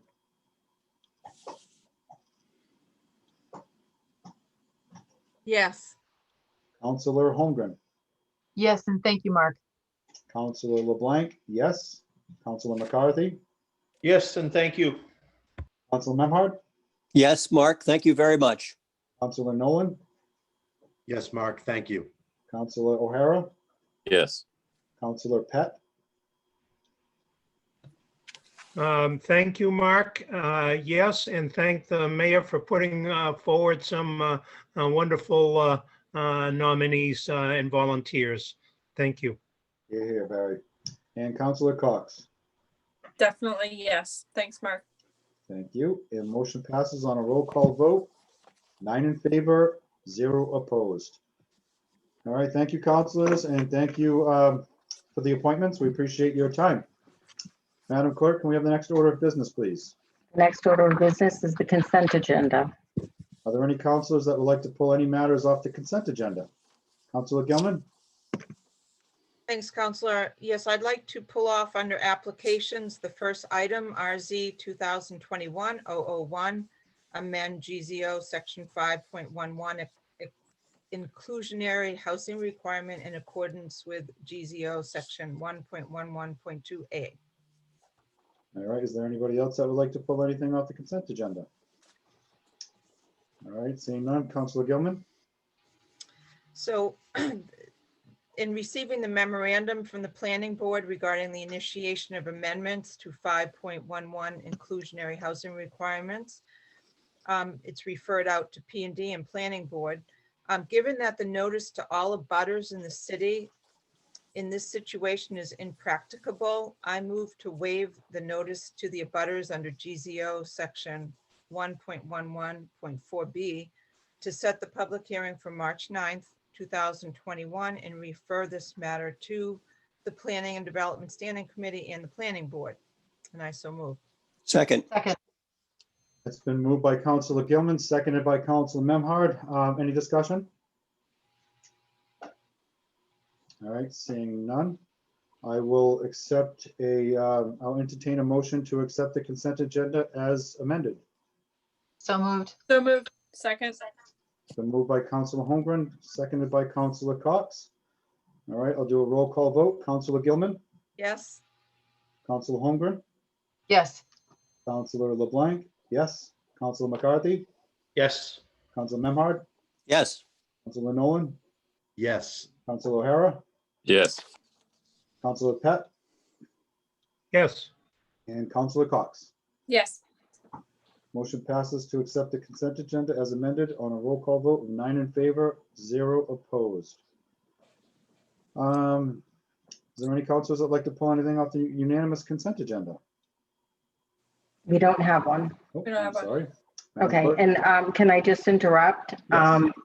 When Counselor Gilman pulled off that item agenda, that was supposed to be voted separately. Okay, Her item, you vote the consent agenda as amended, and then after we go back and to vote to waive the notice to abutters.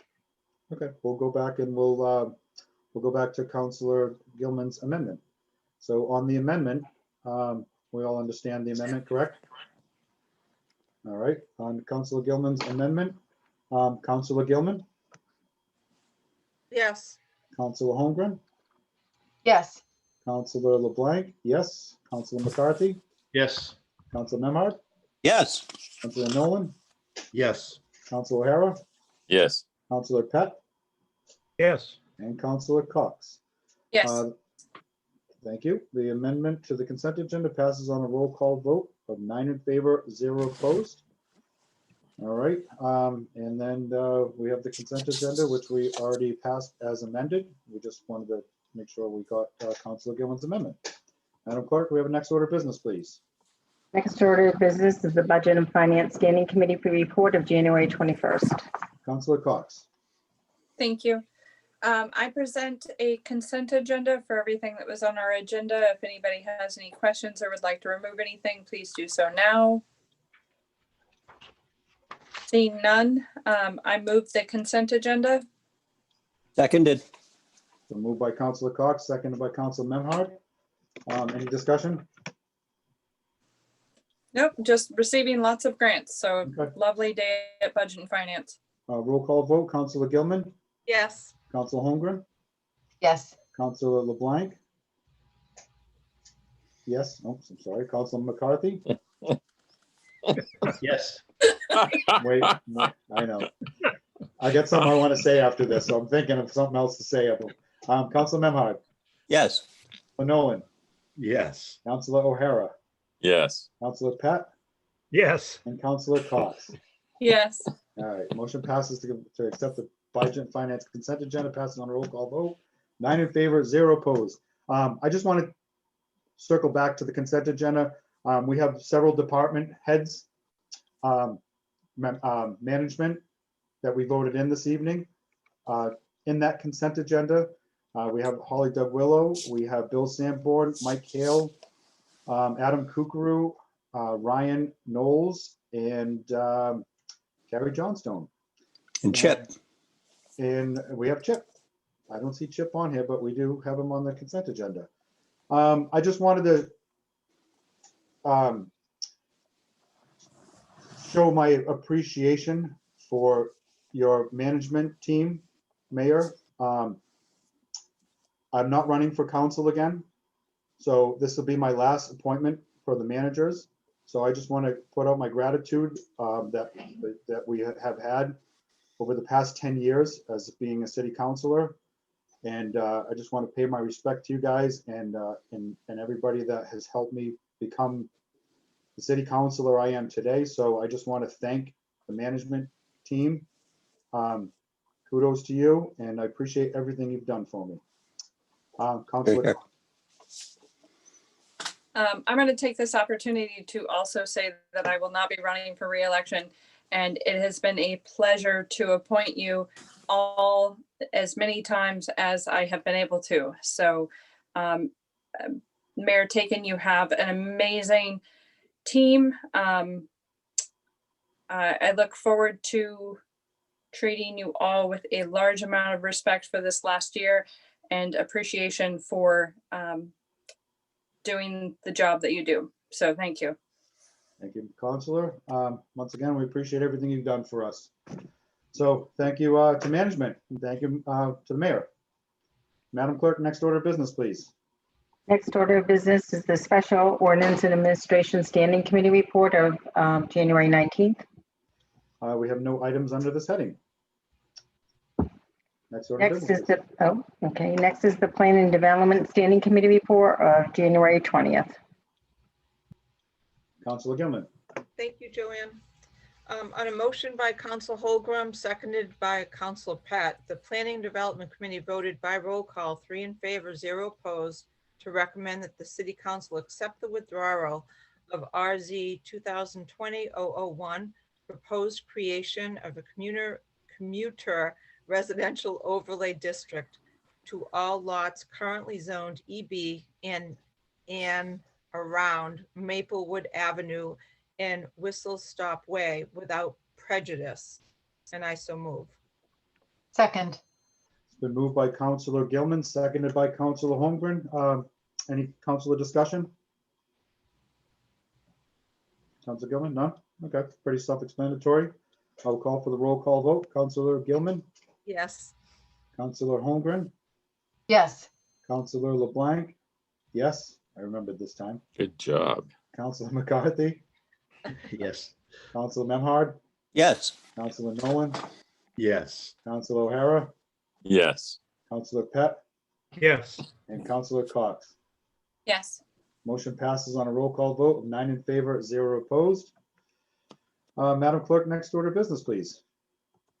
Next order of business is public hearing 2020-010, Special City Council Permit 2020-002, Essex Avenue, number 99A, map 216, lot 126, Gloucester zoning ordinance, section 3.1.6B, building heights in excess of 35 feet, section 2.3.4, parentheses 13, marine-related service, storage, or repair, limited primarily in the MI district to commercial fishing vessels, section 5.5 lowland requirements, section 5.5.2, and section 5.5.3 in the.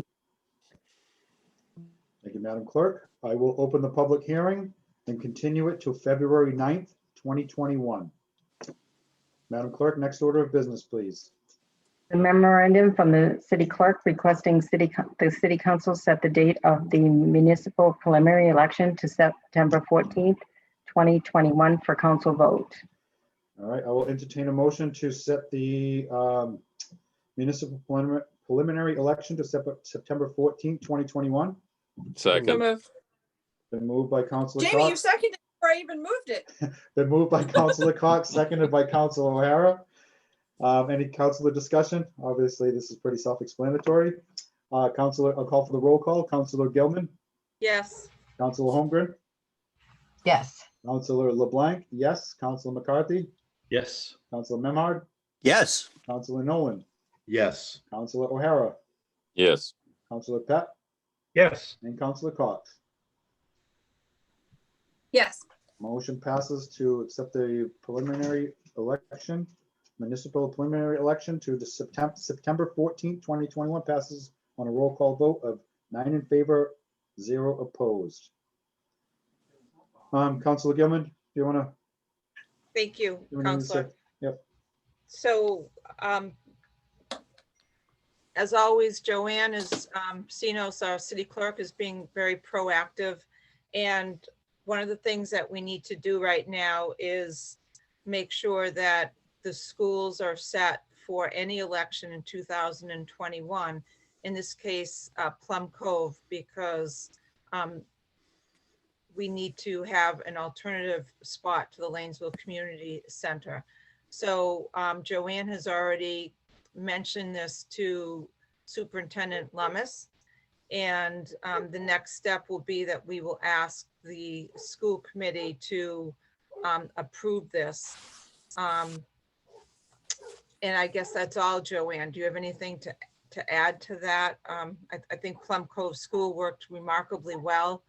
And we just need that size of a facility, not knowing how things are going to be with social distancing through 2021. Did I forget anything to mention?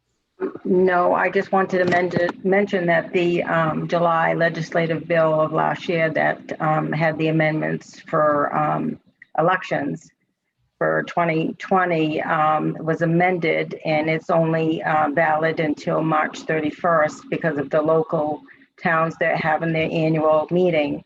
And I'm waiting till after March 31st to see what the state legislatures will vote for elections for the fall for the cities. So I thought we'd get this in the queue and also ask the schools to use Plum Cove again because due to COVID, I don't think we'll be able to go back to Lanesville this year.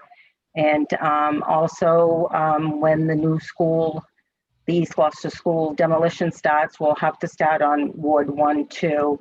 And we have a couple of recommendations that we'll probably bring up after the March 31st when I'm trying to make sure the state legislators have everything in place before I move forward on that.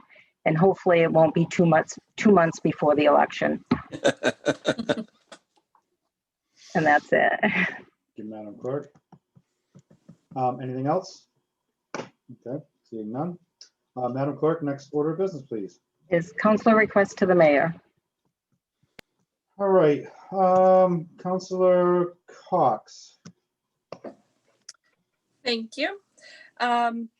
I noticed that she's no longer on the call, but I do want to say a very big happy birthday to Vanessa Krausick. It's her birthday today, so I know the council sent her flowers, but I just wanted to recognize her here because we do that for a lot of the city staff. So happy birthday, V. A couple questions have come up in the last couple days regarding the vaccination clinics. There's a lot of concern that now that the elderly are bumped up on the list, which is probably going to start next week with 75 and 65. So there's a lot of concern that the closest location is Beverly, and they're worried about transportation or people that aren't able to drive, being in cars with people that are more out in public. There's just a lot of concern. So I'm going to push again to try to get a vaccination clinic for the city of Gloucester. Rose Baker seemed to work really well for the vaccines for the first responders. So if there's anything that we can do as a city to pull together to try to do a regional one in Gloucester, it would be really good for our area, Cape Ann in particular. Like I said, the closest one is Beverly, and there's absolutely no public transportation to the location. So it's on Tozer Road. So if anybody's familiar with that, if they've ever gone to Comcast, it's not anywhere near public transportation. So I myself would be willing to drive people, but again, it's hard to do when I work full time. So it's, we need to think about trying to do that on a regional basis. And charter review is supposed to happen with ONA in any year that ends in 0. I know that we were all very overwhelmed with 2020. So I know it's been discussed, but I'd like to have a better update on where we're at with that. It doesn't have to happen now, Joanne. Okay. I can reach out to you at the office too, but just wanted to bring it to everybody's attention that it was supposed to happen last year. I know there's something in the works, but I have come across a grant, a best practice grant that could help us fund this, because I know every change it costs a lot of money to do changes. So if anybody has any ideas on what they want to see changed, I think we should start working on that. Anyway, so just charter review definitely needs to happen. I have a lot of things that I'd like to put up for review with ONA, so before I leave, but that would be really good and productive. Thank you. Melissa, I was on the call with the mayor and our public health agent earlier this week. Mayor's on the line with us. Mayor, do you want to chime in on the vaccination sites? Absolutely. The city of Gloucester planned on having one. We did our first responders and we also did it regional. And then the remaining, we did just Gloucester residents, Gloucester businesses. We actually purchased a refrigerator to get ready to hold 5,000 vaccines so we could have our own here. And unfortunately that when you put in your order, we put in for this time 500, we only got 300. And from then on, everyone got the report, you only allowed 100. The only ones that are going to get more than 100 is the major ones, like the one in Danvers behind Liberty Tree and all of that. We're not going to be getting unless the vaccine. And when I was talking to the governor, like he said, we get 80,000 vaccines weekly. We need about 250 because my concern was, like I said to him, this summer we're going to be bombarded again. Whether when they say destination Gloucester, discover Gloucester, they discovered Gloucester. So I says that's not fair. My seniors have not been out since March. Mentally, physically, they need to go out. It's just not fair. When can I expect, my DPW, because they're out there with the people, they're there, my teachers, I mean, we're all aggravated. I have to compliment and thank Adam Kukuru, because Adam Kukuru, thank you. Because there was a lot of seniors who are veterans didn't want to go to Bedford, even though it was going to be transportation, but you can't drive them individually. It was going to be, we have a van, but they didn't, their family members didn't want them with other people on a van to get there. So that was really, so we're working on a clinic either here because they can do 500. So we're looking here or Manchester, close as we can get it. But we're trying to look for a space. It's going to be on a Saturday, either the 6th or the 13th. Adam's working closely with Karen. Karen has set up like I said, a site where we're doing 100 at a time, but 100. I mean, and we're very concerned because we have 6 elderly projects. I mean, we rather do bubbles, meaning that we have a nurse and her staff go to, let's say, Sheedy Park and do it there. So they don't have to come out and then go to McPherson and then go to the other one. So that would be a separate clinic. Then we do that. We had a lot of plans, but until, like he says, until these vaccines. So I did put out a request from all of us to our federal legislators and say, you know what? This cannot be. We cannot have that. My explanation, some of the things I was talking to Senator Markey's office, he was saying that, one of the pharmaceuticals did pull out because it wasn't going to hit the second mutant. So we're hoping Johnson & Johnson, which is a 1 shot, not 2. Now, if anyone's listening and they said, well, I already got my first shot, what's going to happen? That's guaranteed to us.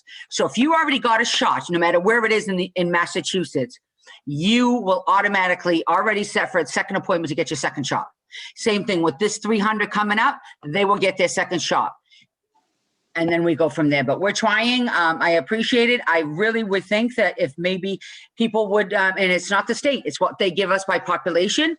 And I've been arguing with, along with, not arguing with, but along with other mayors, because Essex County, we were classified as more, unhealthy, let's say. Our seniors, co-pays, deductibles, and insurance premiums are actually higher because we are Essex County and they say that we have more unhealthy people. So then they should be doing Essex County. And that's why all the argument we did, we actually got Danvers. That's the closest right now that for open up to all without CVS here is still not doing it. And we don't know because if they haven't got stopped on some of the vaccines, it's 100.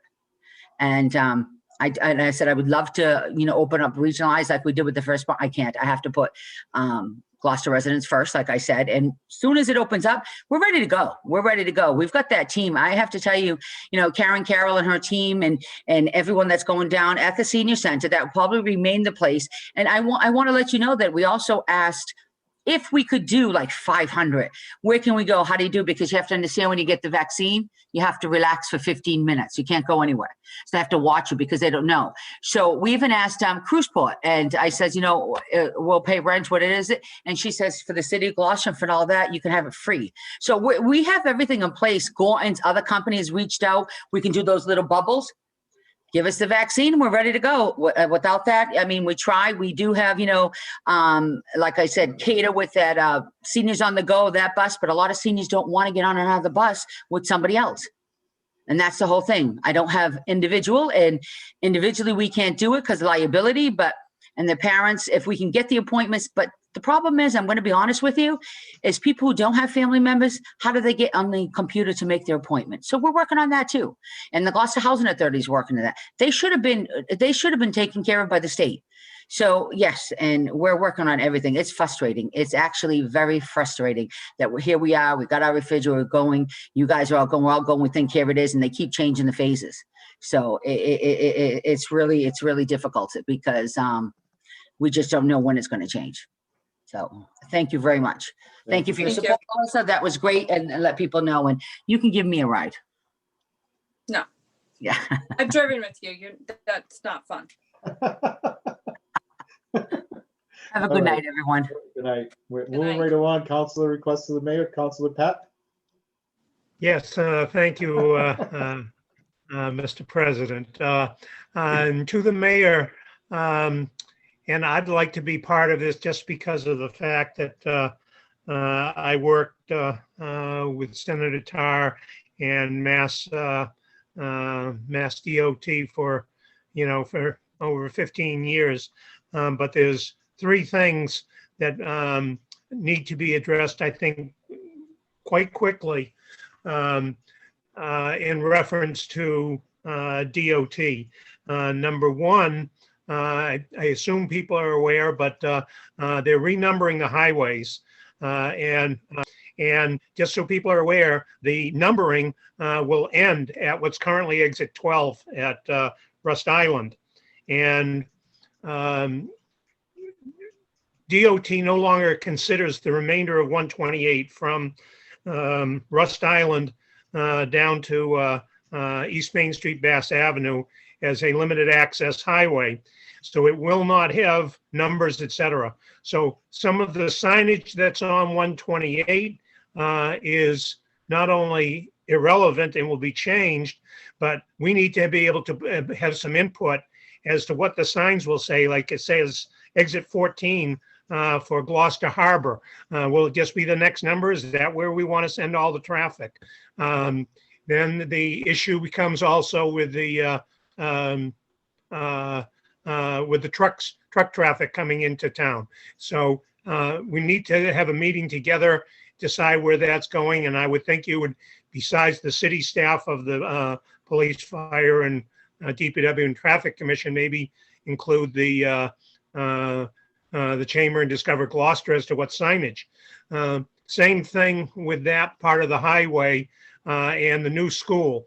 There are issues at Eastern Avenue 128 intersection with the lights for crossing. And that's going to take some time to get some changes made. And we need to make some of those changes by the time the school is ready to be opened. And we need to address it. So I think that would be an important part of that meeting. And then lastly, and it's in relation as well to the school, but the issue of the truck traffic there down on Eastern Avenue. I have a new thing that I've had some discussion with someone at DOT that might be a way of getting this accomplished. So I'd like to bring it forward to the administration and ask the mayor to put together a meeting so these types of things can be discussed. Thank you. Thank you, Barry. Councilor O'Hara. Thank you. I want to thank Council President LeBlanc for pushing the schools to make their meetings more visible and the documentation more visible. With that said, I was wondering if our council president would consider allowing the traffic commission to speak on the schools, as they were not a part of the process. Also, I'd like to thank Councilor LeBlanc, who participated in the Red Cross blood donation collection last night. The Red Cross collected 44 units, which will help 132 men, women, and children live another day. So thank you to everyone who participated. The Magnolia Library will have 34 collections in the calendar year 2021. So I ask everyone to think hard about donating. I know Councilor LeBlanc, Councilor Cox, and many others are regulars, and it's such an awesome feeling to donate. So thank you very much. Have a nice evening. Thank you, Jamie. Councilor Nolan. I'd love to donate, but they don't want my blood. Sorry, I can't help you. And Councilor Cox, the only time I saw you ride with the mayor and you were driving, and it was very efficient. So I can't say that you can't ride with her, because you took her for a nice ride and did a good job. I would like to mention that we have a lot of things in front of the city. It's not a one matter type situation. We're working with new territories. We have a pandemic. There's a lot of communication situations, and it's going to be a very financial tough year ahead of us. We look to development problems. We look to the firing range. We look to cluster developments. We look for the housing production plan. Simple things as parking tickets and how we're going to mandate seasonal parking. There's a lot of issues that come before us, and every one of us work very hard at doing what we do, and it takes an awful lot. And Steve LeBlanc, we will definitely miss you, and Councilor Cox as well. You're both excellent assets to the city, whether people know it or not. I'm going to miss you guys, and we have a year still, but I'm going to use it for both of us, and the city has no idea how much they're going to miss you when you guys are gone. I'm sorry, you said asset, right? Right. Asset. Just checking. Thank you, Sean. I appreciate that. Well said about the work that we put into it. It is a lot. So well said. Council Memhard. I'd just like to say good night, and I'm glad that we're in a Zoom meeting, so none of us have to fight slippery roads out there tonight. So everybody should be careful who's out there, because they are slippery. A little bit of snow. Thank you. Council McCarthy. First, I'd like to echo Councilor Cox in wishing Vanessa a happy birthday. She's been a great friend to the council, and hope she has had a good birthday today. Secondly, just informative for the council, I have been sitting in at the request of President LeBlanc. I had a jump on with the Swing Space Committee with the school committee in the city, and the last meeting of that is tomorrow before it goes to the school committee. So I will reach out to everybody and let them know what I've learned from that. Thank you, John. Appreciate that. Councilor Holmgren. Well, I'm overcome with lots of emotions. Yeah, Counselor LeBlanc, Counselor Cox, we will miss you and your depth of knowledge and experience. But yes, we have a year. We have a year. Well said, Counselor Nolan, as well. I just want to say for the parents of girls who are looking for things to do after school, Ocean Alliance is expanding its current robotics club by offering a club just for girls ages 8 and over. And they are looking for expanding diversity in the field of science, technology, engineering, and math. And the goal of the club is to introduce more girls to science and technology and to give them a place to tinker, ask questions, and to not be afraid of making mistakes. The club sessions will be hosted every other week, and for now they're remote. To sign up, please fill out a short form on the Ocean Alliance website, and that's at whale.org. So thank you. Thank you, Jen. Councilor Gilman?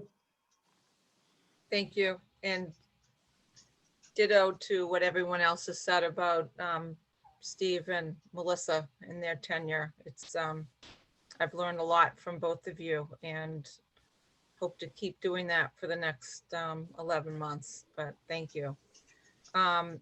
So I just have a couple of very quick things, just reminders of the site visits this Saturday. Please, 4 of you have booked your sessions, and if you haven't, please let me know. Schoolhouse Road, meet near the YMCA at 8 a.m. and 99A Essex Ave, meet at 9, right in front of the Gull. And if you can be punctual, that would be great, because we want to just get through it. And we'll decide if we need to have a second session. I have received RSVPs from 3 abutters for 99A. So depending on how many counselors are going to be there, I might ask them to come at 9:30 instead of 9, but counselors will have priority to the session that they signed up for. So that's one thing. The other thing I wanted to mention is just briefly, in the past, we had been getting quarterly summaries of all of our requests to the mayor, so we can kind of take a look at them as a group.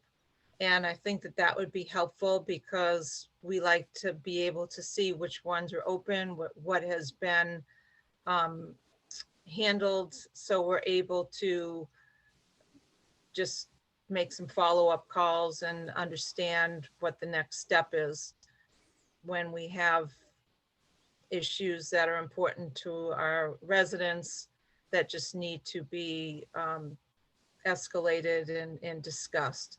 I know at one point, Councilor O'Hara mentioned bringing that up early in the meeting when staff was there, if we had some outstanding issues that we wanted to talk about. I don't know if that's necessary, but we just need to make sure that we have a closed loop process. Everyone's working hard, as is every member of city staff. And sometimes our taxpayers need to know that we've done everything possible to bring things forward. And if the answer is no with a request, then we need to be able to get back to them and say the answer is no for whatever reason. And then the final thing that I just wanted to say is thank you, city staff. I mean, this has just been an incredible pandemic, and you just continue to push out deliverables and really important things that's really important to all of us. And one of the things that I will miss about Vanessa is the summaries that she would put out every week of everything that was happening. And, you know, that was just so helpful to have, as driven by the Board of Health. And it's amazing. I know, Mayor, how proud you are of how your team has done on that matter, but I can tell you other communities are not on their game like we are. And it's really a nice thing. Our the citizens of Gloucester really appreciate that updated information. And I know this week we'll be talking about the clinics and what's going to happen next and summarizing that. This information is so important. People are really edgy right now, and I appreciate it. So thank you. Thank you, Val. Councilor Cox? Just real quick, Steve. I recently served on a board with UMass Boston and Watertown, and they're thinking about moving to a city council mayor structure versus city council manager structure that they're in now. It was really neat to see another council do their thing on screen. And one of the things that they did is the vice president called the roll for the president. So if you forget to answer your own response next time, what we can do is start having the vice president call your name. I really thought that was intriguing that was the way that happened. But It was all that blood I gave really last nice night. to see another council function. Yeah, I know. I've been logging on to other council meetings and selectmen meetings. It's crazy how, Yeah. trying to pick up a little bit. I'm still always learning, even though we've been doing this for so long. It was all that blood I gave last night. I completely forgot where I was. So Sorry, Al? Jamie, I cheated on you and I went to Manchester by the Sea because I couldn't get an appointment in Magnolia. So good job on you keeping those full. Yeah, it was pretty busy last night. I was there at 6:30. I didn't get out of there till almost 8 o'clock. I had to wait, and it was a good turnout. So thank you, Jamie, for setting I those saw up. a lot of politicking there, Steve. You were talking to everyone. I had family there. It was nice. He's jonesing for civil interactions. No kidding. I don't have any requests this evening. So happy birthday, V. Motion to adjourn. Great job, everyone, this Second. evening. And we're gonna come on, man. I'll entertain a motion to adjourn. LeBlanc guy Second. got This little mood. Hey, be nice to me. My birthday's Thursday. It's been moved and seconded by everyone. I'll call the roll. 50. Councilor Gilman.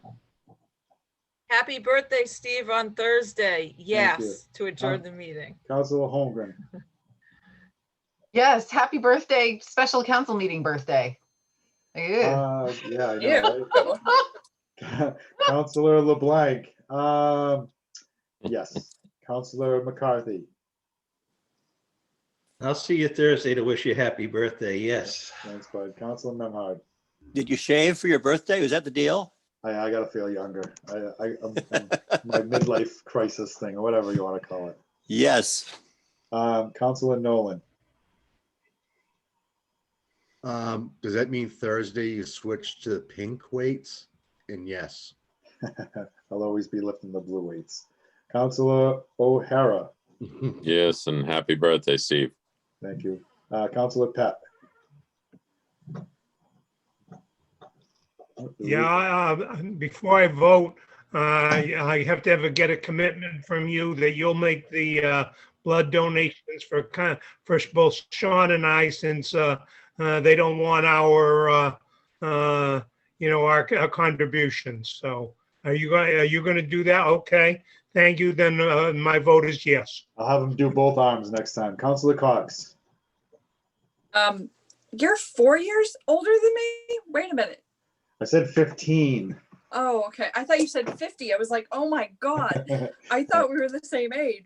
50. Yeah. Wow. 50. 10 years of not knowing that. I almost felt bad, but now I'm over it. And for your birthday present, you give yourself a special city council meeting? You're nuts. So Don't you have control over this? We got to do what we got to do. Yes. All right. We are adjourned. Thank you, everyone. Great meeting. And I'll see you Thursday. Thank you. Good night. You too. Good night.